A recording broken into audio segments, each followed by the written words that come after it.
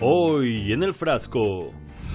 Un prominente asesor militar del Cuerpo de Guardianes de la Revolución Islámica de Irán resultó martirizado en un ataque con misiles de ocupación israelí contra Damasco, la capital siria. Él era Sayed Razi Mousavi, era el responsable de coordinar la alianza militar entre Siria e Irán. El régimen sionista en un acto criminal llevó a cabo un acto terrorista contra uno de los asesores de Irán en Siria. Para muchos representa la frustración de Israel tras su fracaso luego de la operación Tormenta de Al-Aqsa por parte de la resistencia palestina de Hamas el pasado 7 de octubre. No hay ningún tipo de acción que esté ajena a una estrategia, a un objetivo. El objetivo de Israel es desestabilizar el conjunto de la zona. Había estado entre los que acompañaban a Qasem Soleimani, el jefe de la fuerza Quds de élite de la Guardia, que murió en un ataque con aviones no tripulados estadounidenses en Irak, esto en 2020. Efectivamente, esto sucedió a pocos días para el 4º aniversario del martirio del mayor enemigo de Daesh. El Pentágono acaba de confirmar que, siguiendo instrucciones del presidente Trump, mató a Qasem Soleimani. At my direction, the United States military eliminated the world's top terrorist, Qasem Soleimani. He is seen as the man who kept ISIS out of Iran and who helped defeat ISIS in a country like Syria and Iraq. He did this for people, not just Middle East. He destroyed ISIS because he don't want people innocent in Europe got killed by such a dangerous virus. He did this. He fight for everyone. Hablaremos sobre esto y mucho más con nuestro invitado del día. El frasco, poniendo en aprietos a los verdaderos patrocinadores del terror. ¿Qué tal? ¿Cómo están? Bienvenidos a un nuevo programa del Frasco, Medio Sin Cura, esta suerte de recipiente donde se dan cita a las noticias de la semana, lo que se dice en las redes sociales y lo que supuestamente es la realidad internacional. 2 días después de aquel 3 de enero del año 2020, cuando Trump ordenaba asesinar al general Qasem Soleimani, el Parlamento de Irak, para aquellos que dicen respetar la democracia, tomaba medidas. El Parlamento de Irak aprueba resolución que busca expulsar a tropas estadounidenses del país. Se trata precisamente de las tropas de Estados Unidos que se encuentran en Irak desde aquella cruenta invasión del año 2003 que se fundamentó en una mentira que había sido replicada por cientos de medios. Estados Unidos denuncia que hay armas de destrucción masiva en Irak. Sin respuesta del presidente iraquí, el 20 de marzo empieza la guerra, con imágenes que ya son parte de la historia. Pese a todos estos antecedentes, nunca se encuentran las armas de destrucción masiva. Derrocado Saddam Hussein, las tropas invasoras se quedaron en el país árabe, que es el 4º en reservas de petróleo mundial. Un detalle nada más. Ahora, ¿a qué pretexto recurrieron para quedarse? Y aunque se celebran elecciones en 2005, irrumpen grupos insurgentes yihadistas. Entre ellos luego apareció el grupo terrorista no yihadista Daesh, cuyo surgimiento es atribuido al tío Sam. Y mientras Obama y Hillary le juraban a la prensa que lo combatían, Wikileaks descubría que no. Correos electrónicos de la candidata demócrata a la presidencia de Estados Unidos, Hillary Clinton, apuntan a que esta ordenó armar a los yihadistas en Siria. Los flujos de armas que van a Siria, guiados por Hillary Clinton hacia yihadistas dentro de Siria, incluido el Estado Islámico. Por cierto, quien sí peleó arduamente y quebró a Daesh fue el general Qasem Soleimani, pero ya volveremos a eso luego. Ahora vayamos a la actualidad de quienes siguen teniendo tropas invadiendo Siria e Irak. Estados Unidos admite casi 100 ataques contra sus bases en Siria e Irak. Esto sucedió tras el apoyo a los bombardeos israelíes sobre civiles en Gaza con armas suministradas por Estados Unidos. Es decir, un invasor que apoya a otro invasor. Pero ante la prensa, Biden dice que se defienden. Estados Unidos atacó objetivos en Irak y crece la tensión en Medio Oriente. Simplemente era un método de defensa y ataques que se produjeron, dijo Biden, en las últimas horas para evitar que las tropas estadounidenses fueran atacadas. Y para tratar de justificar estos bombardeos, la prensa hegemónica activó su tan recurrente argumento. Los objetivos eran proiraníes. Listo, no hay problema. Estados Unidos atacó posiciones proiraníes en Irak. Estados Unidos ha lanzado ataques aéreos sobre milicianos proiraníes en Irak. El ejército de Estados Unidos efectuó ataques contra 3 sitios usados por las fuerzas apoyadas por Irán. Bajo ese criterio, los iraquíes podrían justificar que atacaron a las fuerzas estadounidenses por ser proisraelíes, ¿verdad? Y hablando de Israel, se multiplican las dificultades para el régimen sionista. Ex jefe militar israelí dice que el régimen perdió la guerra contra Hamás en Gaza. ¿Por qué Israel no puede derrotar a Hamás? Y aquí es donde confluyen los dos temas que veníamos tratando. Quienes invaden Siria y quienes invaden Palestina se empiezan a ver acorralados y han lanzado un manotazo de ahogado. Un ataque israelí en Siria, específicamente en las afueras de Damasco, de su capital, mató a un alto asesor, miembros de las fuerzas revolucionarias de Irán. Para muchos representa la frustración de Israel tras su fracaso luego de la operación Tormenta de Al-Aqsa. Por supuesto que desde los medios afines al régimen israelí se intentó despegar la responsabilidad de la entidad sionista. ¿Y además fue asesinado? No, simplemente murió. Murió un general de alto rango de la Guardia Revolucionaria iraní en un ataque atribuido a Israel. Por otro lado, veamos cómo se trabaja el concepto de enemigo desde los medios occidentales, donde en muchos casos no se habla de asesinato, sino de eliminación. Veamos. Israel bombardeó Damasco y eliminó al comandante iraní Seyed Rasim Mousavi, nexo clave entre Irán y Siria. Y lógicamente tras el martirio de Seyed Mousavi llegaron las repercusiones. Israel pagará por asesinato del comandante iraní en Siria. Irán advierte a Israel, Tel Aviv debe esperar dura cuenta regresiva. Lo insólito es que luego de que el régimen israelí fuera quien asesinara al militar para provocar a Irán, los medios hicieron una extraña pirueta para decirnos que el que amenaza es Irán. Irán amenaza a Israel con una dura cuenta atrás por la muerte de alto cargo de la Guardia Revolucionaria. Pero tras este artero ataque del régimen de Tel Aviv, empiezan a salir a la luz algunas cosillas. Siria acusa a Estados Unidos de ser cómplice en el asesinato de comandante iraní. Yemen dice que el asesinato del veterano asesor militar de Irán indica la desesperación de Israel. Ahora, ¿a qué se podría deber esa desesperación? Veamos concretamente a quién combatía este militar. Ejerció esfuerzos ejemplares en la lucha contra ISIS en Siria durante su larga participación en la lucha contra el terrorismo en toda la región de Asia Occidental. ¿Será acaso que quienes dan la orden de asesinar a quienes realmente luchan contra Daesh o ISIS, además de quedar expuestos, no toman dimensión de sus actos? Los israelíes pensaron que al conseguir que ese simio Trump asesinara a Soleimani, debilitarían la resistencia. Hoy Israel y Estados Unidos se están ahogando en 5 frentes. El asesinato de Mousavi es una prueba de que la resistencia es eficaz. No puede ser derrotada mediante el asesinato. Es inherente a los países ocupados. Y es que justamente esa narrativa occidental quedó más expuesta que nunca cuando el propio grupo terrorista Daesh celebró el asesinato de quien realmente lo combatió y lo diezmó. Mártir Soleimani, el mayor luchador contra ISIS y Al-Qaeda, respaldados por Estados Unidos. Este es el hombre que salvó las vidas de innumerables cristianos en Siria luchando contra los terroristas respaldados por Estados Unidos. He is seen as the man who kept ISIS out of Iran and who helped defeat ISIS in a country like Syria and Iraq. Es decir, que el hombre que prácticamente erradicó al grupo terrorista que alarmaba al mundo entero fue acusado de terrorismo y asesinado por quienes juraban luchar contra el terrorismo. Más claro imposible. At my direction, the United States military eliminated the world's top terrorist, Qasem Soleimani. Por cierto, Soleimani no solo luchó contra ese terrorismo del que se vieron beneficiados ciertos poderes para fragmentar países en Medio Oriente, sino que también fue una figura clave en la defensa del pueblo palestino.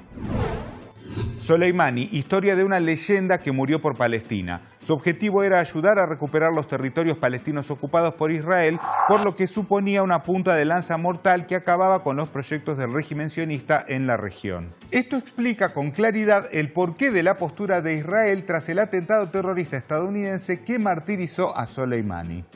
Israel defiende decisión de Estados Unidos de matar a comandante iraní. Incluso Soleimani jugó un papel vital en el fortalecimiento de la resistencia palestina. Cruzó todos los caminos para entregar armas a los combatientes palestinos. ولكن أنا أقول لك الحاج قاسم شخصيا كان يشرف على هذه العمليات المعقدة ويتابع ويسافر على دول حتى يلاحق كيف يمكن نقل هذه الأسلحة وتقديم كل التسهيلات والإمكانيات. Lógicamente que esta ayuda y muestra de solidaridad ha sido y es reconocida por parte del pueblo que hoy padece un genocidio en manos de quienes celebraron el martirio de Soleimani. Retratan al general Soleimani sobre una playa de la Franja de Gaza, Palestina. La periodista investigadora María Lezana dice: el general Soleimani nos enseñó a prevenir la opresión, su imagen en Palestina. Y no vaya a creer que Soleimani solo ayudó a pueblos árabes e islámicos, sino que también se preocupó por otros pueblos oprimidos por el mismo poder imperial. El general Soleimani lo conocí yo marzo-abril del 2019. Fue a Venezuela en el momento que estábamos sufriendo los ataques cibernéticos contra el servicio eléctrico. Ataques que se estaban realizando desde territorio de los Estados Unidos de Norteamérica. Y él inmediatamente ofreció el apoyo de los expertos de Irán. Y a los 2-3 días estaban en Venezuela los expertos iraníes para recuperar el servicio eléctrico.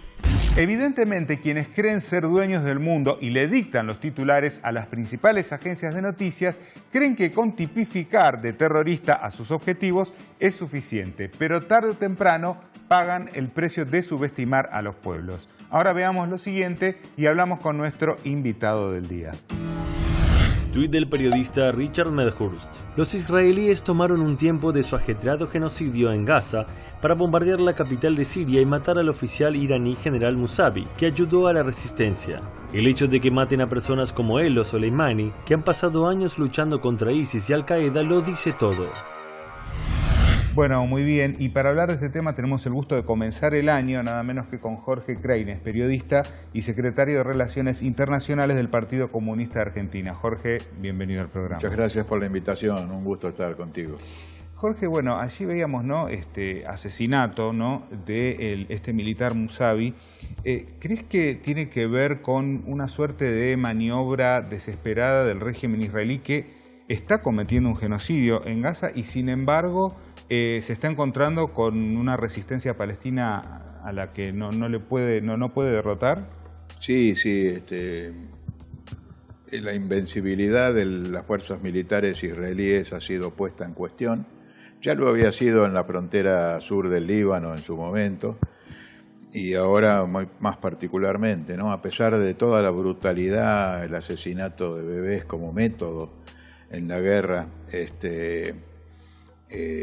y todo lo demás que están cometiendo en verdadero genocidio, no pueden cumplir con sus objetivos militares, es decir, ocupar la Franja de Gaza y su intento de explotar el supuesto yacimiento de gas que hay en las costas, gas y petróleo en las costas de Gaza. De paso, me llegó una fotografía de Gaza en su época mejor. Y bueno, eran unas playas hermosas con unos edificios bellísimos y han hecho un desastre, la verdad. Aunque en la DAIA se enojan mucho, es equiparable al nazismo, las prácticas que están cometiendo. Bueno, Jorge, y a propósito de Palestina, el general Soleimani fue uno de los grandes defensores, ¿no?, de la causa palestina. A propósito del 4º aniversario, ¿no?, de su martirio, ¿cuál es tu reflexión acerca de lo que significó y de su legado? Bueno, creo que el general Soleimani fue clave en el armado de lo que es el Frente de la Resistencia. es decir, la unidad de todos los pueblos que son agredidos especialmente por el Estado de Israel y por los Estados Unidos, el Reino Unido y demás. De manera que se constituye en una figura estelar en la historia del Medio Oriente. Pero además su asesinato denota un operativo de inteligencia destinado a un asesinato selectivo, como ha ocurrido ahora con este otro militar iraní en Siria. De manera que es evidente que hay fuerzas que trabajan en el asesinato de personas, especialmente de aquellas que les resultan un oponente importante. Ahora, fíjate esta suerte de contradicción o de paradoja que se da, porque Estados Unidos se ufana constantemente a decir que lucha contra el terrorismo. Soleimani fue justamente uno de los que logró el retroceso de ISIS o Daesh. Y sin embargo, al momento del asesinato, Trump sale a decir que era el terrorista más peligroso del planeta, ¿no? Bueno, acá en Argentina tenemos un señor de presidente que habla de la libertad y acaba de desarrollar un operativo policial en la ciudad, deteniendo gente por el solo hecho de tener un celular y filmar algunas escenas. O sea que el uso de los términos terrorismo, libertad, democracia está siendo absolutamente manipulado con el dominio de las grandes corporaciones de la comunicación. Parece que los terroristas son ellos son los que tiraron, son los únicos en el mundo que han arrojado bomba atómica sobre poblaciones civiles, son los únicos que han destruido monumentos históricos y infraestructura histórica en muchos países, especialmente justamente en el Medio Oriente, y y sus crímenes se verifican en todo el mundo, el Napalm en Vietnam y así sucesivamente, y apoyando a cuanta dictadura militar hubo en América Latina. Así que están poco autorizados, tienen poca legitimidad para hablar de terrorismo. Por ejemplo, en Cuba también acusan a Cuba de ser un país que patrocina el terrorismo en distintas partes del mundo, cuando Estados Unidos ha cometido toda clase de intentos de asesinatos de Fidel Castro, se cuantifican por cientos, y han cometido actos de terrorismo también en la isla, así que poca autoridad tienen para usar esas terminologías. Ahora fíjate justamente que hablando de Cuba, Díaz-Canel días atrás calificó de genocidio lo que está ocurriendo en Gaza, y tenemos, ya que mencionabas al presidente de Argentina, a un Milei que permanentemente ratifica que él se referencia en el Estado israelí, ¿no? Se referencia en el Estado israelí, se referencia en Estados Unidos, se referencia con la secta Lubavitch, de lo más de derecha y reaccionario atrasado del judaísmo, y noto incluso que hay ya muchos judíos que dicen no es nuestro nombre, o que dicen no nos sentimos representados por eso. En verdad están desprestigiando al judaísmo, así que se referencian en lo peor. Yo decía recién antes de entrar en el aire que acá estuvo Zelensky y no vino Netanyahu a la asunción de Milei porque estaba ocupado en asesinar bebés palestinos, porque si no también hubieran tenido, y les hubiera encantado que Netanyahu, criminal de guerra, hubiera llegado aquí a la Argentina. Ahora, pensando un poco también en la proyección internacional de Argentina, días atrás Milei ratifica que se sale de los BRICS. Sí. ¿Qué puede generar o puede significar esto para el país?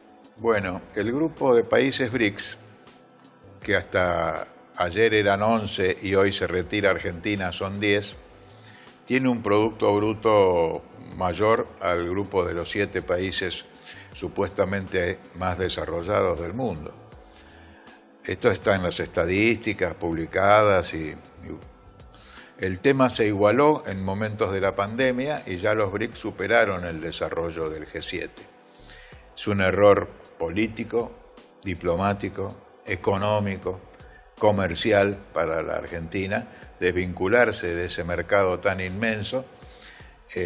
Y bueno, ahí tienen, China suspendió el swap, de equivalente a 6.500 millones de dólares en yuanes. Algunos medios dicen que Caputo estaba desesperadamente esperando ese swap, pero la señora Mondino, que se ve que no tiene mucho de diplomática, hizo unas declaraciones sobre cuestiones internas de la República Popular China que valieron que China suspendiera el swap. Y ahora las reservas argentinas han quedado prácticamente en la nada. Un país sin reservas y un país que ahora se entera de que el gobierno que hablaba de la libertad plantea la entrega total de los recursos naturales, el litio para Elon Musk. Es el gobierno que representa los intereses del conjunto de las corporaciones transnacionales del mundo. Y no es casual que esté apoyando en este momento al régimen israelí. El régimen israelí, como portaaviones de los Estados Unidos en el Medio Oriente y provocando el genocidio, una guerra contra los bebés palestinos, es verdaderamente inadmisible. Y esto tiene componentes discriminatorios muy, muy graves, ¿no? El pueblo argentino tiene que darse a la tarea de generar una alternativa política de otra naturaleza a la que hemos tenido hasta. Y me parece que ya hay mucha gente arrepentida y muchos que se van a ir arrepintiendo poco a poco. ¿Cuál es tu impresión acerca de lo que está pasando en la región después de la experiencia, por ejemplo, de Petro en Colombia o de Boric, por ejemplo? Bueno, Petro está ubicado muy bien políticamente, trabajando por la unidad latinoamericana y caribeña. Se ha manifestado sobre el tema palestino de una manera muy clara. Y bueno, ahí tenemos Cuba, Venezuela, Nicaragua, pero tenemos a Lula jugando un papel también muy importante. Lamentablemente la Argentina se va a confrontar con todo este proceso. Creo que ellos van a tratar de hacer todo lo posible para romper, bloquear hasta más no poder la unidad latinoamericana y caribeña. Y ese va a ser otro factor que va a aislar y va a dificultar a la Argentina, porque Estados Unidos y la Unión Europea vienen a esquilmar, vienen a sacar, vienen a quitar, vienen a expoliar.